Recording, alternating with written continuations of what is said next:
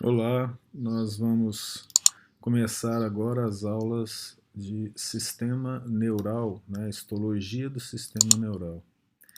Essa é uma situação interessante, eu chamo o sistema neural, porque nervoso não é bem a palavra correta, porque nervoso significa nervo, e dentro do encéfalo, da medula, não existem nervos.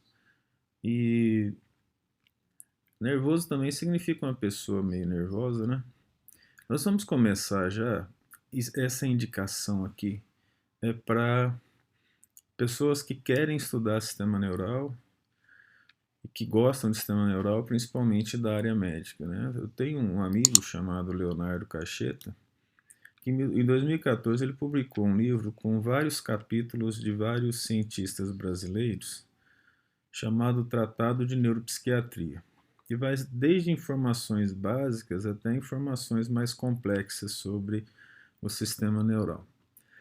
As minhas aulas são baseadas, de um modo geral, nesse capítulo 4, Neuroarquitetura e Neuroconectividade nas Ciências Cognitivas e do Comportamento. Se você tiver acesso ao livro, em alguma biblioteca, comprar seria interessante, né? No entanto, infelizmente, ele tem um preço muito alto, né? Acima de R$ 500.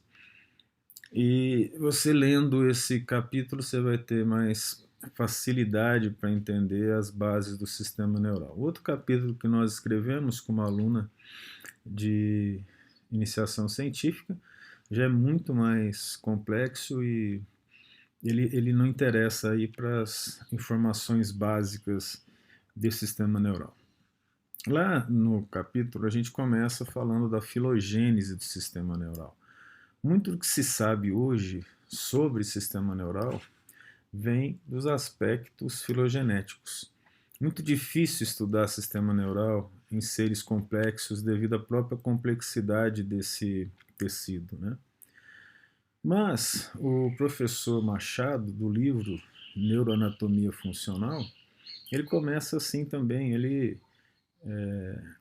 era, né, um biólogo apaixonado, apesar de ter seguido a área médica.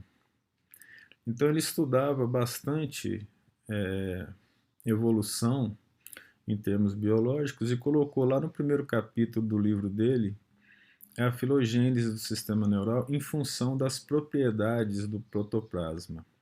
O sistema neural, desde cedo, quando ele aparece, ele foi feito para ajustar o indivíduo ao ambiente. E o protoplasma da célula, nós sabemos que um protozoário não tem o sistema neural, mas dentro do protoplasma celular, ele apresenta as funções de irritabilidade, que é a capacidade de perceber o ambiente, condutibilidade, que é a informação percebida, ela se move ao longo do citoplasma através de meios eletroquímicos, e contratilidade, que é uma resposta da célula, né, ao ambiente. Então, por exemplo, se o ambiente ali mostra algo indesejável, o protozoário, pela membrana plasmática, percebe, aí ele manda a informação para o citoplasma e o citoplasma organiza uma contratilidade se afastando do estímulo. Já se o estímulo for uma bactéria da qual ele se alimenta, essa percepção vai gerar um movimento em direção ao alimento. Então, essa propriedade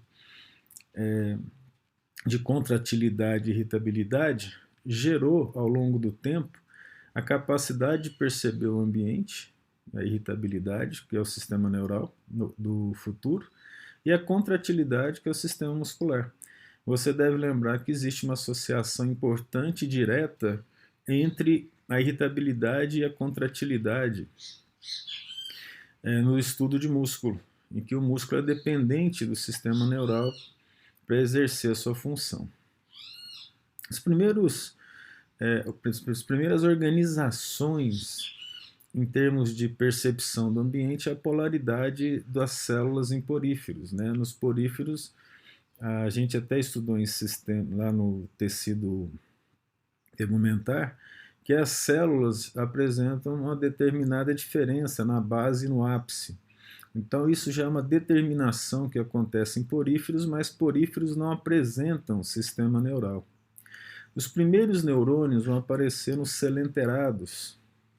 Né? Aqui nós temos um pólipo, que é um selenterados, que tem tentáculos, e todos esses pontinhos aqui representam uma rede neural difusa acima do pé dele, né? Ela se move muito lentamente, dando cambalhotas, essa espécie, e isso tudo é derivado de uma rede difusa, ou seja, é quase uma célula gigante. Ele recebe a informação por irritabilidade, e essa informação é conduzida pelo corpo acionando a musculatura para um determinado movimento, né? Inclusive desses tentáculos. Já nos plateumintos e anelídeos, a gente salta os nemateumintos porque, sendo eles parasitas, a maioria, ocorre uma diminuição da atividade neural, né? Então, o plateuminto, né, aqui uma planária, ela já tem um sistema neural centralizado, em que essa região aqui ó, são chamados gânglios ópticos, e essa porção aqui ó, são os nervos que espalham outros nervos no corpo desse animal. Basicamente, o sistema neural dos plateumintos foi feito para perceber luz. Esse é um animal que, se estiver perto de fonte luminosa ou sem água, ele morre. Então, existe até experimentos simples de serem feitos. Você pega um pouco de água suja, né, leva ao microscópio e lá você pode ver algumas planárias. Pode olhar até, não ao microscópio, mas em lente de aumento. Aí quando você coloca uma lanterna de um lado, por exemplo, se colocar numa placa de Petri, aí você vê as planárias se movendo contrária, né, da onde está aquela região iluminada. A minhoca, né, que são os anelídeos, já apresenta pela primeira vez os elementos de um arco reflexo. Esse arco reflexo dela, esse material aqui é do professor Machado, né? Olha que interessante, ó. Um estímulo aqui ativa um neurônio e esse neurônio ativa um outro neurônio que está ligado à musculatura. Se esse estímulo é nocivo, ela afasta o anel inicialmente, né? Por isso que a anelídeo tem vários anéis. Aqui nós fizemos uma representação maior, lá no capítulo 4, né, do livro que nós citamos, ó, observe. Isso aqui, ó, dividido é um anel, esse é outro anel. O que adiantaria um estímulo nocivo ela tirar só um anel? Ela tem que tirar todos os anéis. Então aqui nós conseguimos ver o arco reflexo mais simples que existe, que é um neurônio que recebe a informação, chamado de neurônio aferente, e um neurônio eferente, que manda a informação para o músculo.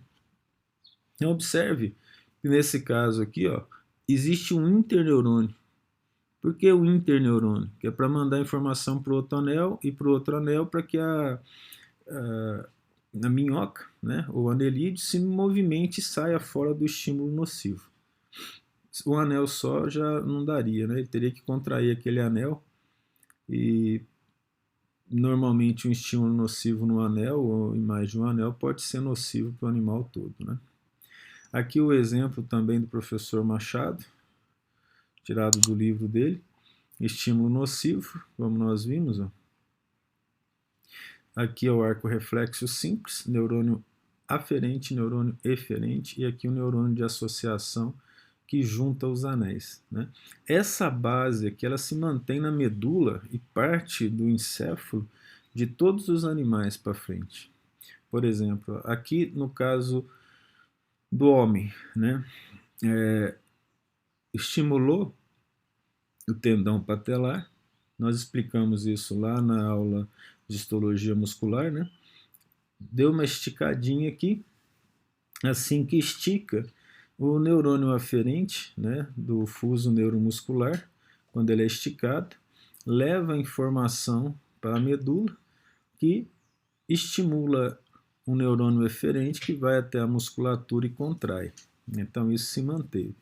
Isso aqui, ó, ele é mais um modelo. Dificilmente existe um processo tão simples nos mamíferos ou nos humanos, né? Dessa forma aqui, é mais uma representação mesmo. Porque acredita-se que para um arco reflexo, no ser humano sejam necessários 10 níveis da medula para gerar a resposta. Agora, algo muito interessante, que é o tipo de neurônio aferente e a evolução dele. No anelídeo, observa que ele está localizado no tegumento, o corpo do neurônio. Se o tegumento for destruído, esse neurônio também é destruído. Acontece que o neurônio no anelídeo ele é capaz de gerar outro neurônio por divisão celular. Então, nesse caso, estar aqui não é tão problemático, né? Mas imagina se estivesse na pele do ser humano, em que ele encosta nas coisas, tem um ferimento, cai de moto, por exemplo, né? Aí não ia ter mais neurônio sensitivo no local. No molusco, o dendrito dele, a parte receptora, está no tegumento. Só que a informação que passa aqui, ela tem que atravessar o corpo celular. E para atravessar o corpo celular, ocorre perda de velocidade devido ao fato de que quando esse potencial eletrotônico, né, o eletroquímico, chega no citoplasma, ele se espalha, muitas vezes não mantendo a força para seguir em direção ao sistema nervoso central.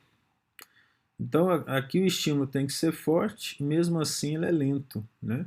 Ocorre um atraso, isso aqui é algo que vocês vão estudar na fisiologia, na neurofisiologia. Já no vertebrado, os receptores são muitos, são levados ao sistema neural central sem passar pelo corpo do neurônio sensitivo. Esse neurônio aqui, ó, é chamado de pseudonipolar, porque ele passa direto, observa, sem ter que passar pelo corpo do neurônio sem atraso. Esse neurônio aqui é chamado unipolar, porque ele só tem um polo, que é esse axônio aqui. Aqui também tem dendritos, mas ele é curto. Esse aqui é chamado bipolar. Praticamente não ocorre nos vertebrados, a não ser na área óptica, e a gente vai citar isso depois. Então, nos vertebrados, a grande maioria dos neurônios aferente sensitivo não tem o mesmo significado. Mas como isso já está sendo muito usado, eu vou ainda usar o termo sensitivo e aferente. O correto desse aqui é neurônio aferente. Em termos de ontogenia, né, a embriologia, isso aqui é uma fotomicrografia bonita, que na verdade é uma eletromicrografia de microscópio eletrônico de varredura, em que dá para se observar aqui nessa região o tubo neural, aqui a notocorda, o celoma, mas esse é o tubo neural da qual vai ocorrer a formação do sistema neural logo no início da terceira semana de vida intrauterina, né? Forma-se a placa neural, da placa neural forma-se um sulco, pela migração, multiplicação e diferenciação das células do ectoderma. Então o ectoderma forma o sistema neural, aqui uma goteira neural e finalmente o tubo neural. Do lado, que foi chamado de gânglio espinhal aqui, ó, na verdade foi derivado da chamada crista neural, né? Esses gânglios geram uma simetria, é uma metameria de cima para baixo, formando os chamados gânglios espinhais. Depois que o tubo neural é formado, ele se divide em 3 vesículas microscópicas, que é o prosencéfalo, o mesencéfalo e o rombencéfalo. O prosencéfalo vai formar o telencéfalo, que ocupa a maior parte do crânio, o diencéfalo, que vai ser encoberto pelo telencéfalo, né?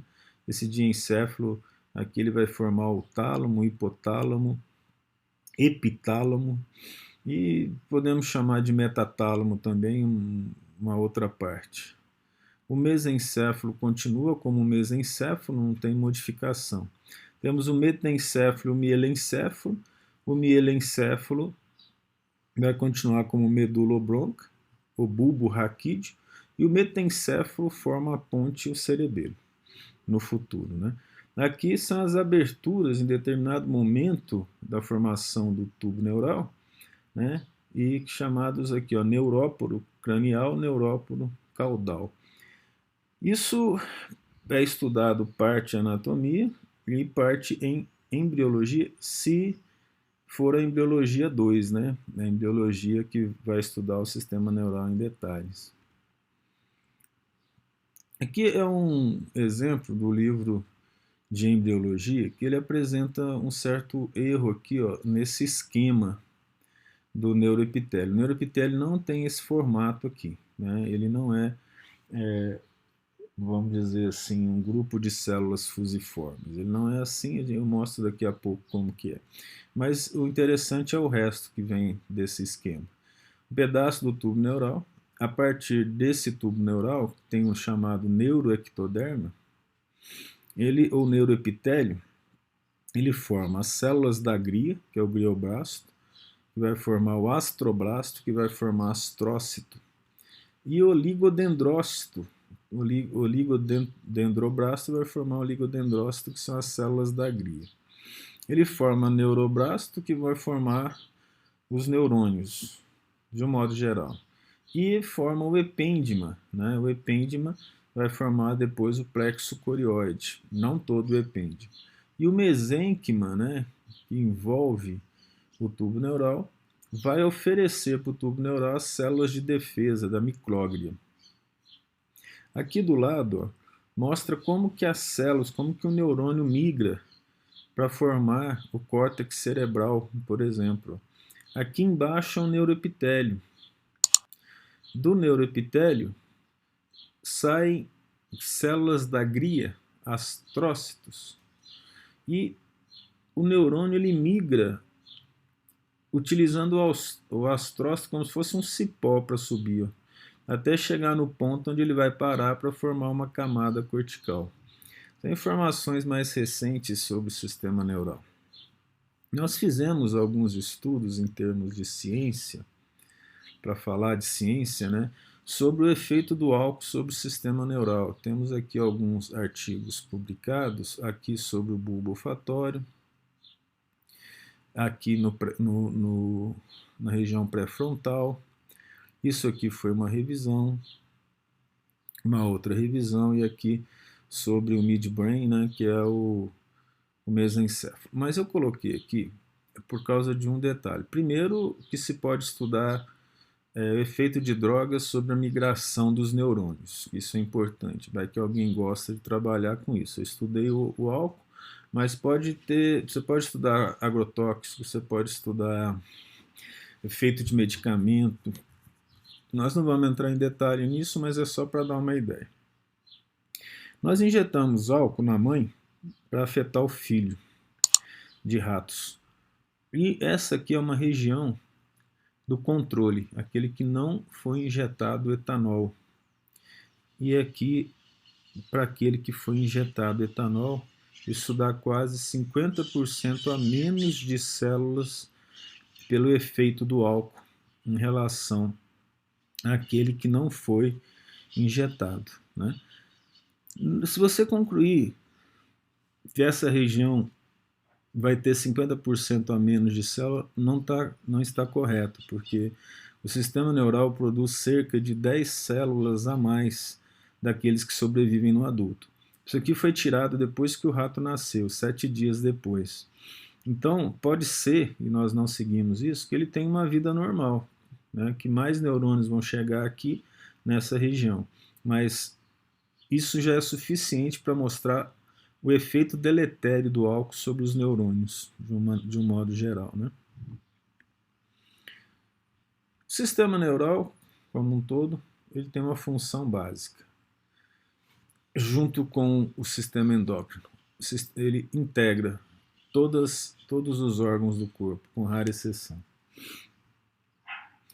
O sistema neural derivou-se da capacidade do citoplasma de irritabilidade, e o sistema endócrino é como se fosse um primo direto do sistema neural, que ao invés de liberar neurotransmissores no contato célula-célula, ele libera substâncias que se difundem no sangue para chegar no corpo de uma maneira geral. O sistema neural, didaticamente, foi dividido naquele que está dentro dos ossos do crânio e da medula, que é chamado sistema neural central, e aquele que está fora, para chegar até os órgãos superficiais ou os órgãos internos, mas está fora da região dos ossos, chamado sistema neural periférico.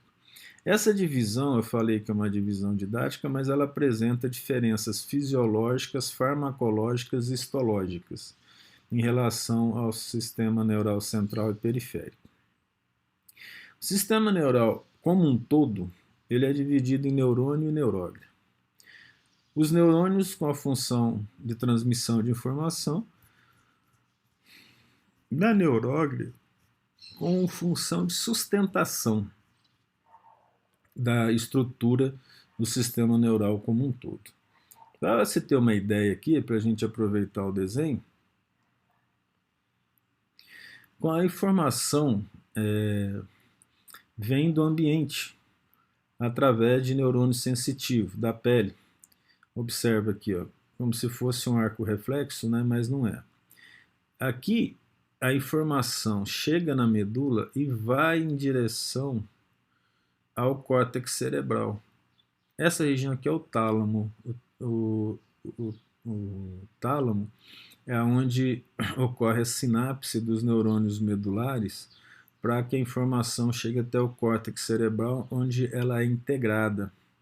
Aí a informação, depois de integrada, vai descer aqui, ó, por essa região chamada trato piramidal, chega naquele nível da medula, faz uma sinapse e a informação é mandada para o músculo para fazer a movimentação de um modo geral. Então o sistema neural ele integra o ser ao ambiente, gerando possibilidades várias de entendimento no ambiente, de resposta adequada no ambiente e de organização em relação ao ambiente. Todos os vertebrados fazem isso. Somente o ser humano apresenta a capacidade de, entre uma determinada função final, ter alta flexibilidade para poder gerar uma resposta. O que significa isso? Significa que ele tem um objetivo. Até chegar ao objetivo, existem várias possibilidades que o ser humano utiliza para chegar a uma mesma meta. Por exemplo, um estudante e outro estudante que querem a mesma meta não utilizam o mesmo caminho, a mesma maneira de fazê-lo, né? Essa é a flexibilidade. Um babuíno, por exemplo, ele não consegue fazer isso, né? Tem uma história, inclusive contada lá no capítulo 4 do livro que nós falamos, em que o babuíno ele é enganado por uma tribo primitiva de humanos que sabem contar até 5, né, lá nas bordas do deserto do Saara. O homem inteligente da tribo, ele sai com um laço e com um pedaço de carne muito salgada para poder convencer um babuíno a mostrar a fonte de água deles. Os babuínos têm capacidade de cheirar a água, o ser humano não tem. Então eles acham uma fonte de água e eles escondem essa fonte, evidentemente, para que não outros animais não sigam. Então o homem sai atrás de um bando de babuíno e normalmente ele chama a atenção do mais novo, que é muito curioso. E esse chamando a atenção do mais novo, ele vai cada vez mais se afastando do bando. Aí esse homem ele tem consigo uma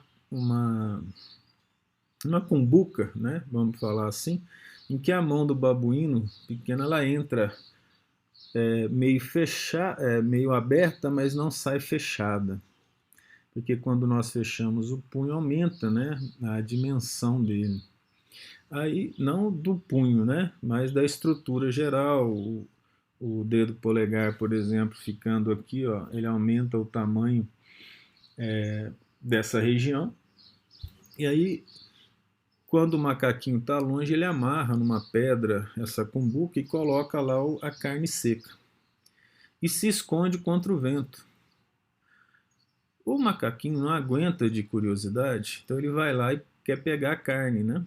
No que ele bota a mão lá para pegar a carne e vai tirar a mão não sai, ele entra em desespero e fica com a mão lá. Talvez daí tenha nascido a frase macaco velho não põe a mão em cumbuca, né?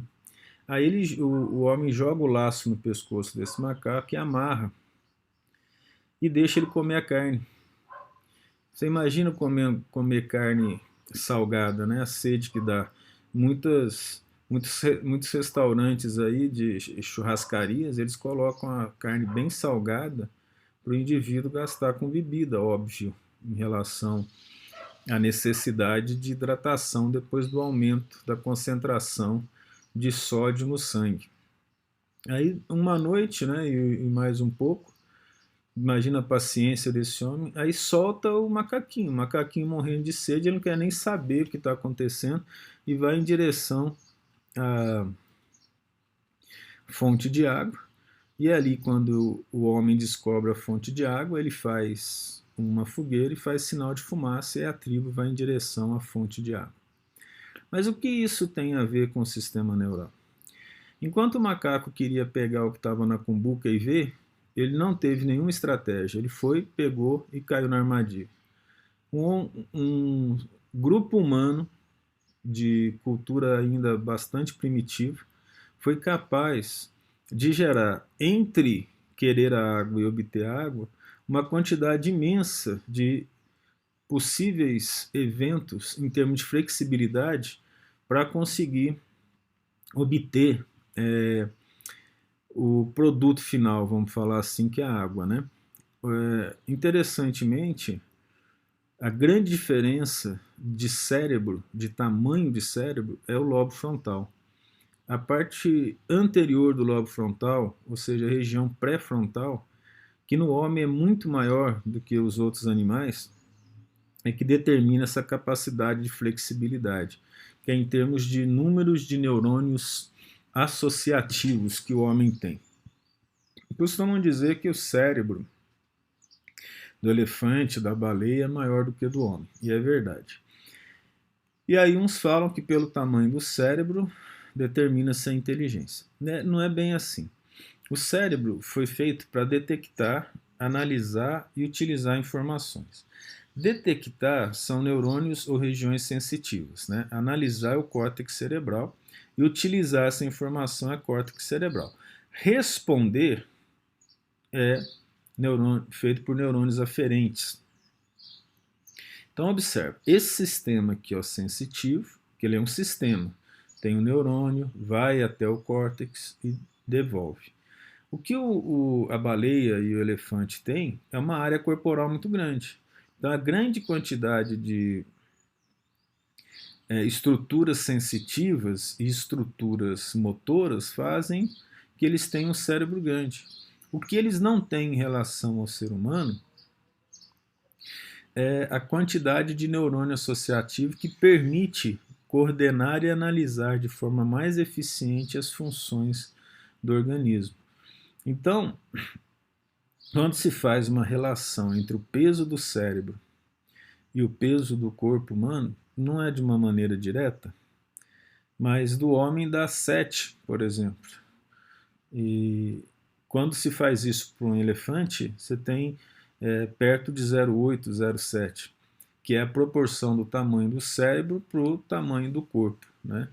Então, o ser humano apresenta assim, um cérebro imenso, é um ser bastante cabeçudo, é o mais cabeçudo da natureza, proporcionalmente falando. Os neurônios eles são separados em regiões do cérebro, na substância cinzenta, que no córtex cerebral é essa parte superficial aqui, ó, né, no encéfalo, que é chamada de córtex cerebral. Córtex vem de casca, né? Alguns anatomistas chamavam de casca mesmo, a córtex, só que hoje o dicionário ele já utiliza o córtex. Isso no encéfalo. Na medula é a parte interna, né, que parece uma borboleta, aqui, ó, bem bonitinho. Essa região é que é a substância cinzenta. A substância cinzenta ela é formada por corpos de neurônio e glia, astrócito, oligodendrócito. A substância branca são prolongamentos de neurônio, axônios principalmente, e a glia também, só que a glia principalmente oligodendrócito, que vai formar a mielina, no sistema neural central. No sistema neural periférico, ele vai ser, a mielina vai ser formada pelas células de Schwann. Observe que essa aqui é a substância branca, né? Nessa região aqui, substância branca, né? Tudo bem bonitinho aqui, ó, até penetrando parte do córtex, né? Quando você tira o cérebro e faz o corte, você vê assim. Na anatomia, quando você vai olhar, vai estar, por causa do formol, vai estar modificado. Lá você vai ver mais claro o córtex e mais escura a substância branca. Medula aqui está muito aumentada, né? A medula humana tem assim a espessura do dedinho, assim um pouco maior. É muito difícil de você ver bem as coisas, né? E a medula e o cérebro, interessantemente, mas de forma lógica, apresentam invertidos a substância cinzenta com a substância branca. De um modo geral, para representar aqui, ó, a organização, né, do cérebro, ele recebe informações do ambiente pela mucosa olfatória, retina. A histologia diz ouvido interno, mas a nome anatômica é a orelha interna, né? Botões gustativos, sensitivos, pele, músculos, tudo isso aqui é a parte sensorial, né? Dos gânglios. Aí essas informações chegam ao sistema neural central e o sistema neural central então responde, né? Então, por exemplo, botões gustativos com glândulas salivares, por exemplo, informações para os músculos lisos pelo sistema neural autônomo e pelo sistema neural voluntário, músculos esqueléticos. Então, de uma maneira geral, essa organização do sistema neural, essa imagem é do livro de histologia dos professores Junqueira e Carneiro. Os componentes do sistema neural, deles nós temos neurônio e glia. Então nós vamos começar a falar do neurônio. Isso aqui é um material nosso, que é cérebro de macaco, através de uma técnica chamada Golgi-Cox. Essa técnica, que foi descoberta sem querer pelo Camilo Golgi, também descobriu o complexo de Golgi. Aqui nós temos, isso aqui é dendrito, isso aqui, por incrível que pareça, é dendrito, aqui é dendrito, e essa coisinha aqui, ó, que é o axônio. Essa é uma célula piramidal típica do lobo frontal. Esse formato aqui é um formato piramidal. Aqui é uma representação geral de um neurônio, né, que coloca os componentes dele, ó, o dendrito, para receber informação, o corpo celular ou pericário, o cone de implantação, que vai sair aqui o axônio com segmento inicial. Aqui, ó, oligodendrócito no sistema neural central, né? O axônio. Aí, normalmente ele tem os ramos colaterais, entre os grupos de mielina tem o nódulo de Ranvier. No sistema neural periférico, quem faz a mielina é a célula de Schwann. No final, quando chega no axônio, ocorre uma arborização terminal com vários ramos desse axônio. Essas são as estruturas gerais de um neurônio, né? Apesar do dendrito ser a base da recepção de informações, não é só ele que recebe. Pode ter sinapse no corpo celular, nos dendritos, no próprio axônio e até no botão terminal do axônio pode haver sinapse. A gente mostra isso depois. Esses aqui são neurônios bipolares da área óptica, que raramente tem no organismo em pequena quantidade. Esse é um neurônio pseudo-unipolar, sensitivo, e que ocorre na maioria dos casos, né, no sistema neural. Essa aqui é uma célula piramidal, veja, o desenho é bonitinho, está até parecido com esse. Essa é uma célula de Purkinje, que tem um tipo de piramidal. Esse é um neurônio também da área óptica. Esse é um neurônio secretor da hipófise, com características piramidais. Esse é um neurônio motor da espinha, também piramidal, mas é chamado de multipolar. E esse é um neurônio do sistema nervoso central. E esse é um neurônio ganglionar. Algumas vezes acontece isso, esse neurônio ganglionar é do gânglio, né? O sistema nervoso autônomo que vai interferir em vasos, intestinos e assim por diante. Então o neurônio tem essas três divisões, e inclusive o axônio, e apresenta várias dimensões e formas, né? O piramidal ele não recebe diretamente esse nome nessa classificação que nós vamos colocar, ele é um multipolar. Então, multipolar é que tem várias ramificações, como você pode ver. Os bipolares têm duas ramificações, um dendrítico e outra axônica, e o pseudo-unipolar é aquela que sai do dendrito, dos dendritos a informação, a partir do momento que sai do dendrito, o resto tudo é axônio, como nesse caso do pseudo-unipolar aqui. Em termos funcionais, os neurônios que tiram informação, não tiram, né, mas levam informação do cérebro para a periferia do corpo são os motores, que chegam em músculos e glândulas só. Os sensoriais que recebem informações de todos os sentidos e levam para o sistema neural. E os interneurônios são aqueles da medula e do encéfalo que fazem a associação entre neurônios motores e sensoriais e entre outros interneurônios também. Aqui apenas um exemplo mais real, né, de uma contrastação pela prata. Dá para ver claramente é um neurônio multipolar aqui. Esse é piramidal também multipolar, como você está vendo. Esse de Purkinje também é um multipolar.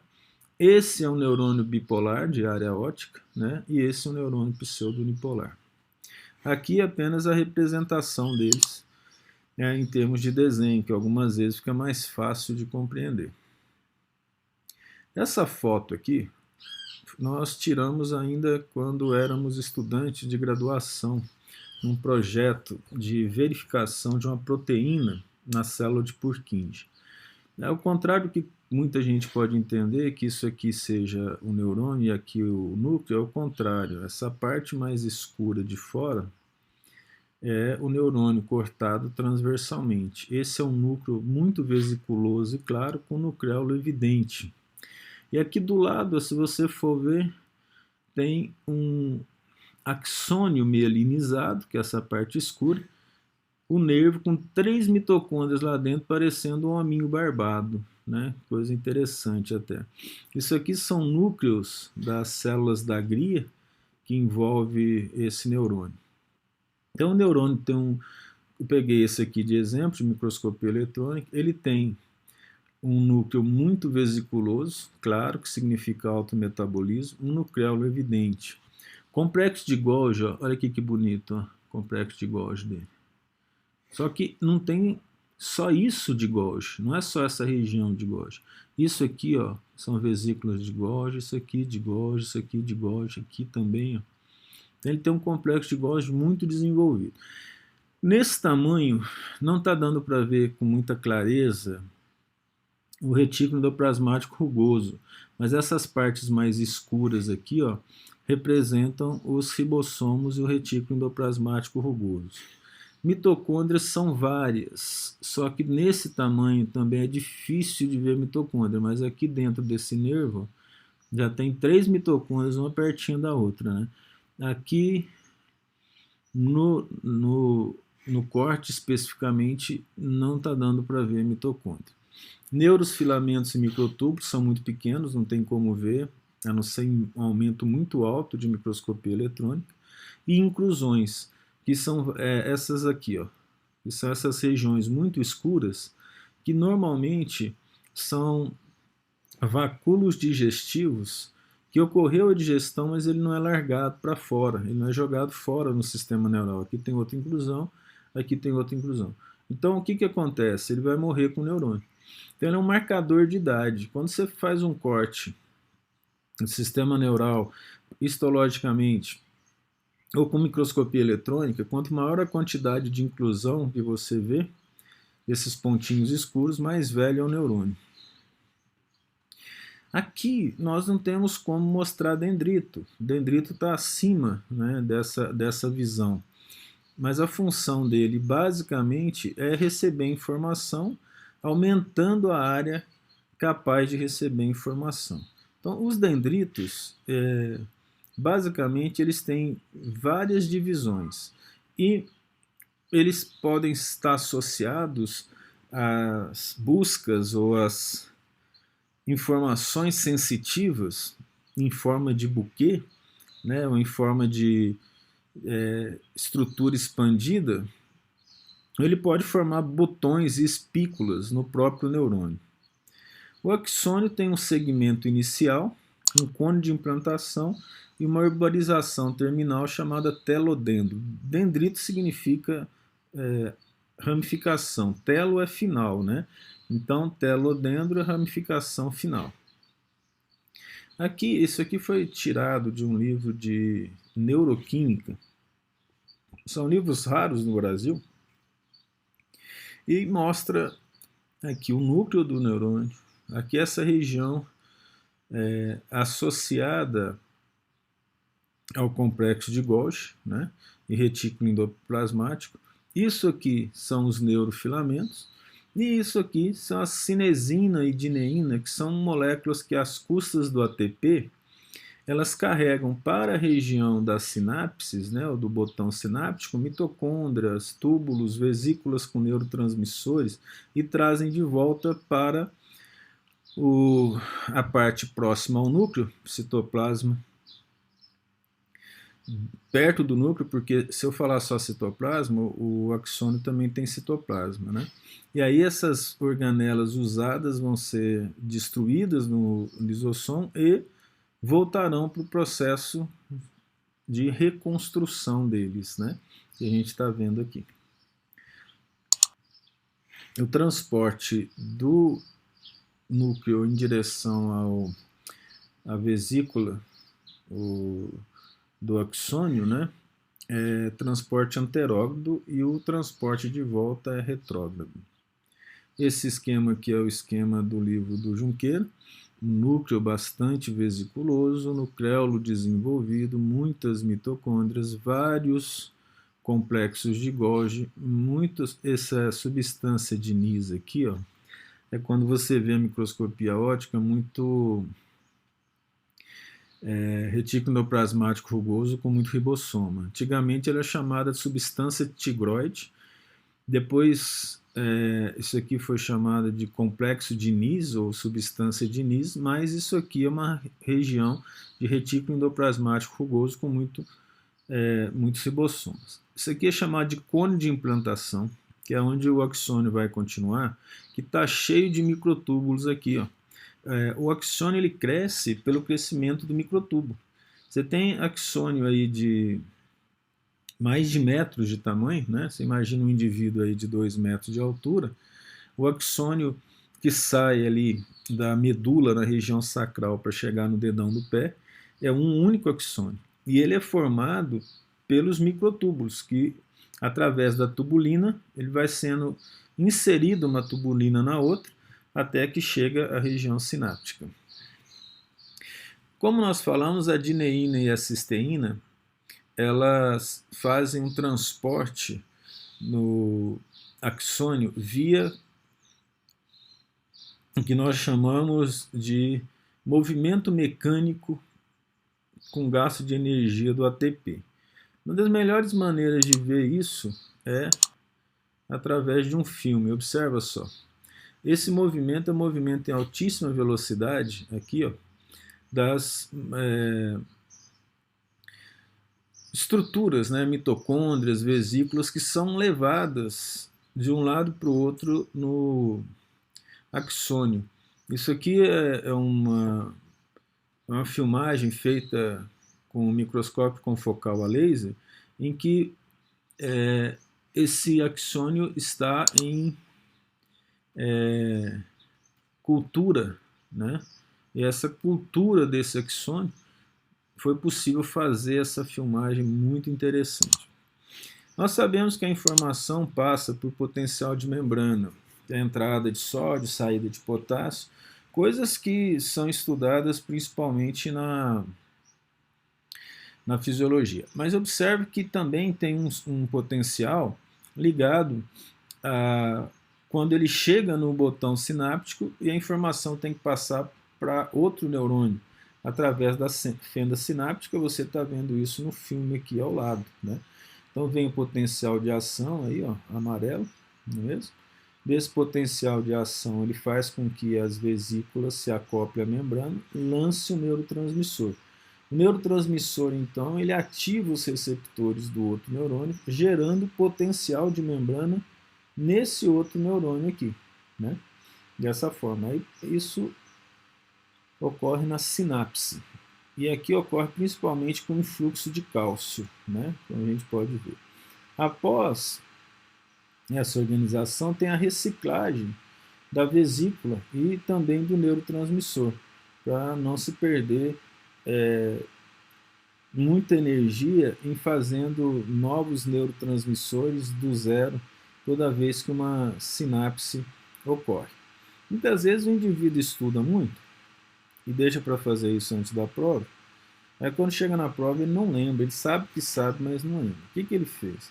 Ele usou muito as sinapses para estudar, e a quantidade de neurotransmissor ela não é infinita, ela é finita. Então, para que o processo ocorra de maneira natural, a passagem de informação, é necessário produzir mais neurotransmissor. Só que de um dia para o outro não dá tempo. Então a pessoa fica dizendo, está na ponta da língua, mas não sai, né? Está ali na memória, você sabe que está lá, mas não sai. Aquela via que você utilizou está muito cansada, né? Não deu tempo de descansar.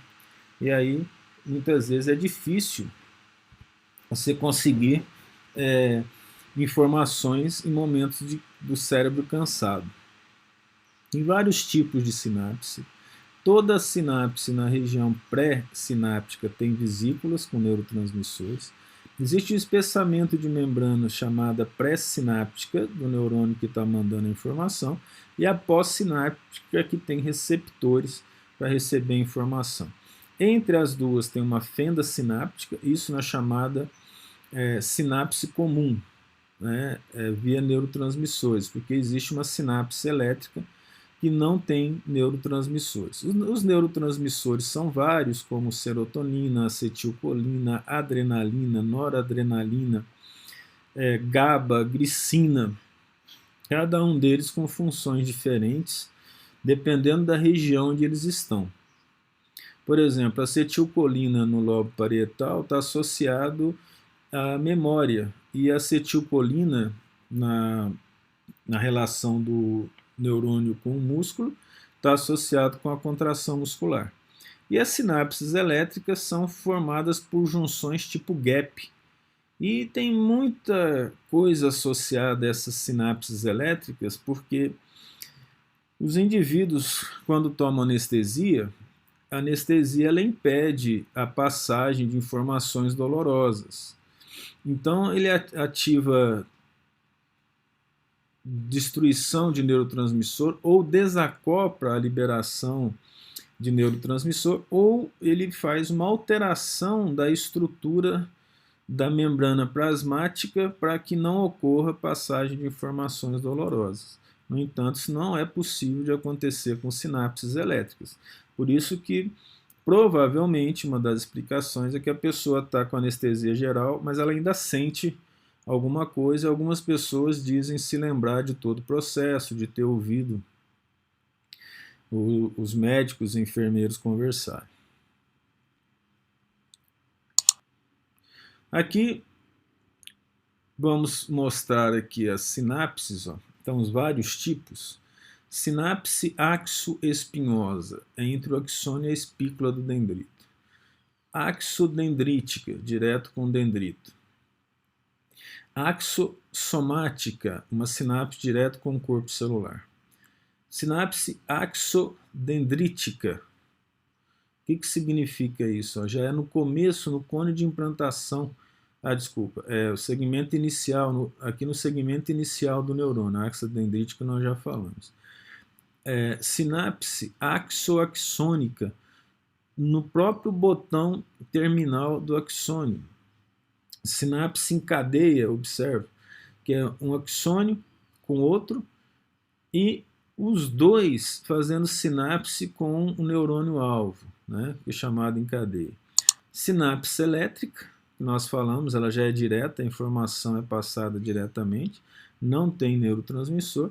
E aqui uma sinapse não direcional, que joga informações, joga neurotransmissor para o ambiente.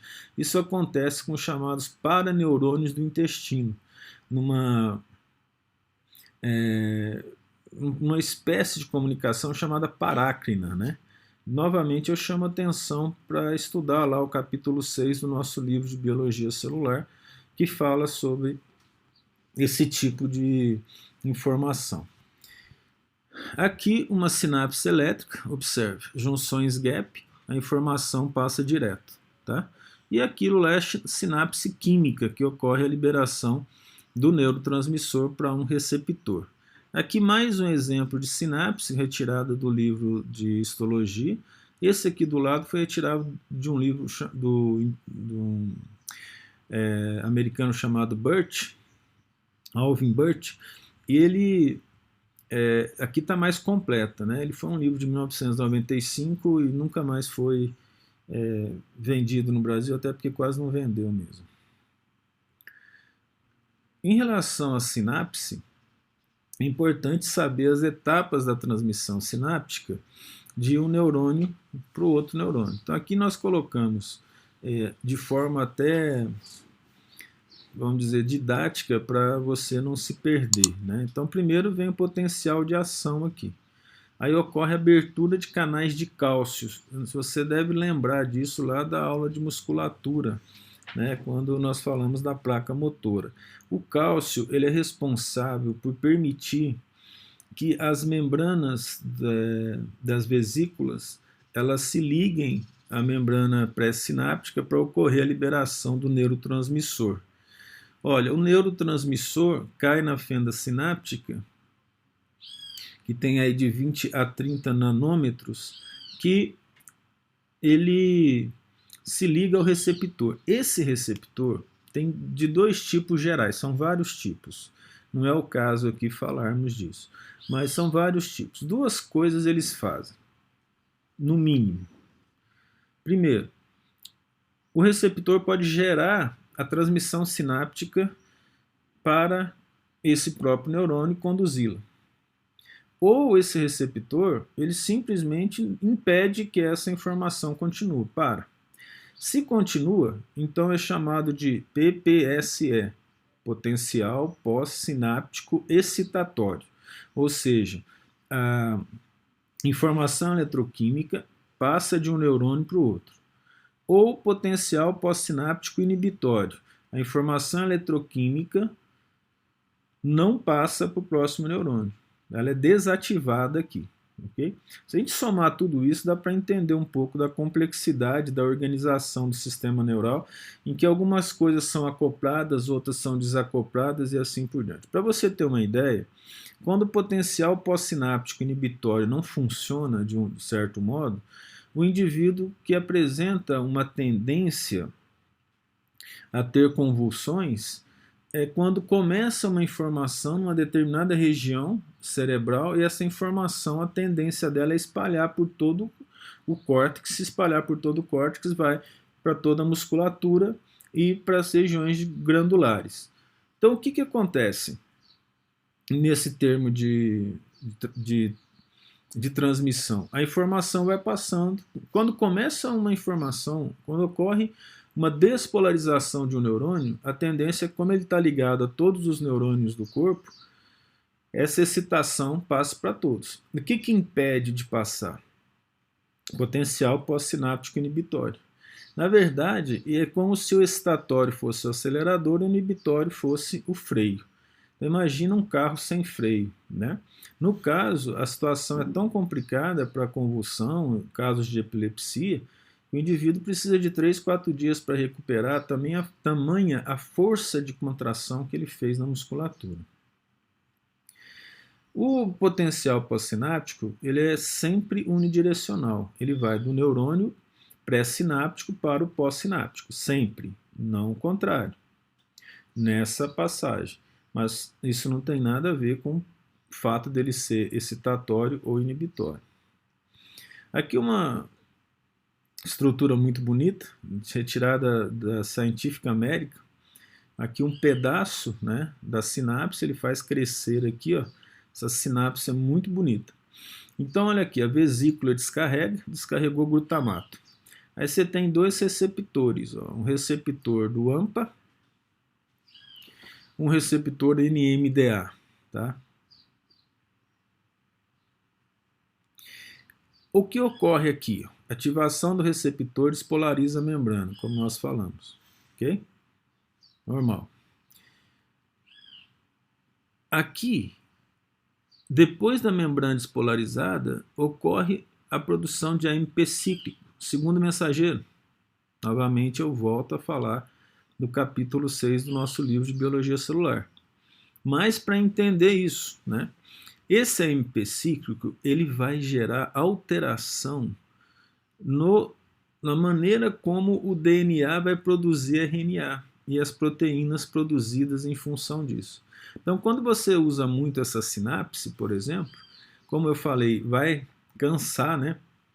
Mas se você usa bastante, a plasticidade neuronal vai gerar um aumento das vesículas e também vai gerar um aumento de axônios, mandando informação para outros neurônios do lado, fazendo com que aquela coisa que era difícil no começo fique mais fácil, né? Você, de tanto estudar, aumentou aquela via de estudo, aumentou a quantidade de neurônio e a quantidade de neurotransmissor. E aí você se torna mais expert naquilo que você está estudando, que é o que está acontecendo aqui.